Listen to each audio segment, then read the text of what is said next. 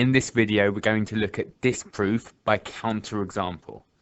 To disprove something by counterexample, we just need to find an example which makes it not true. So we need to show that it doesn't work in all situations. So here we've got a question: prove that n squared plus n plus 1 is not a prime number for all values of n.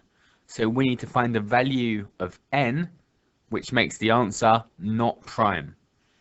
So we could just substitute numbers in and see what we get out. So if we had 1 squared, so n is 1, plus 1 plus 1, that will be 3, which is prime.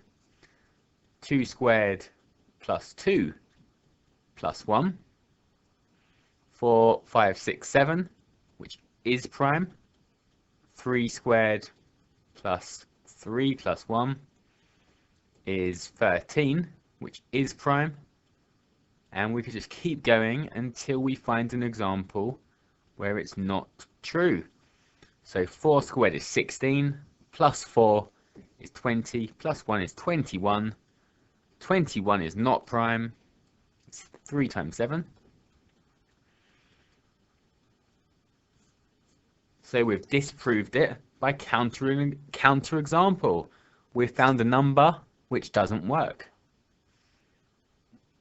Okay, here's another question. Prove that x plus 1 all squared is not equal to x squared plus 1. So in this case, we can just substitute. So disprove it by counterexample. Just substitute any number in for x.